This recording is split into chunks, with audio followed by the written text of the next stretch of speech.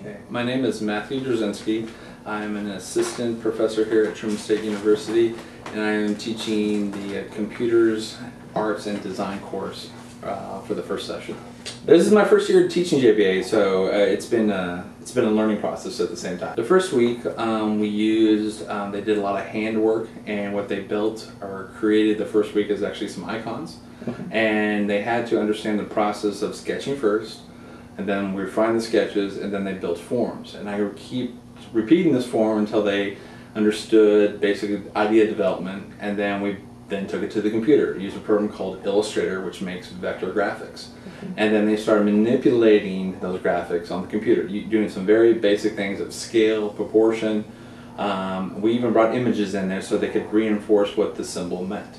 The second week, we still did some handwork, sketching, idea development, and then we started going on the other aspect, which is photography, where they started shooting all their pictures, figuring out what a good composition is, figuring out what and how to shoot a composition, and just looking at things. And then we used a program called Photoshop then to develop that and refine and build those. And then last week, what we're going to be doing is just taking all that and putting it together for the final project, and we're going to be learning a little bit about motion graphics as well. The second week, we're actually, one of the field trips is, because we've been talking about design and stuff, one of the projects we actually did, or we're going to do, is actually going to go see Toy Story. Okay. And because, it's doing all the things that they've done, just in a different scale. Mm-hmm. And one of the things that once they come back on the third week, they're going to actually create, there's the Toy Story 3, what we're going to create is the JBA Stories 2010, and they're going to create their own little Toy Story in JBAs. Okay. So they're going to shoot their own images,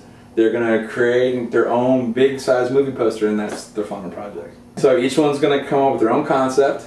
They're figuring out how to shoot the photography. Right. They have to include themselves in it. Okay. So I have some cowboy hats and cowgirl hats, alright, so they can use the cowboy hats. I have Buzz Lightyear toys.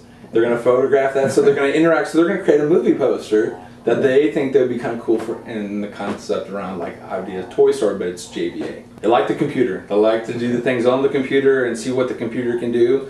But I think that's good. I always have to tell them though, the computer is just a tool, just like a pencil, and that it starts with the pencil and then moves on.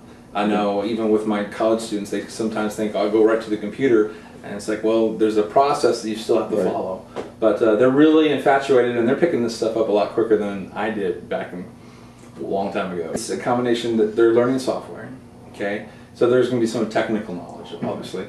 But hopefully it's just getting some basic design things. I need to say a thought process, so they have to first sketch their ideas out. They don't have to be a wonderful drawer or expert to get an idea down, and then build upon that. And that realize that once you get that idea, then you're just taking it to the computer to execute it.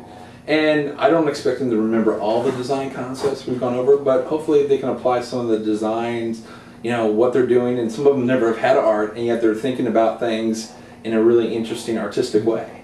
So hopefully they might take more art classes when this is all said and done and say, I really appreciate and really enjoy what I've done here. So the computer allows us to render our vision of what the world is. And I think part of it comes down to figuring out what that vision is. And I think the computers allow us to create a much more dynamic world, a world that I never knew was there, but realize that you now can create this through the computer. So I think it's a wonderful tool that allows us to explore new options that we didn't have maybe 10, 15 years ago.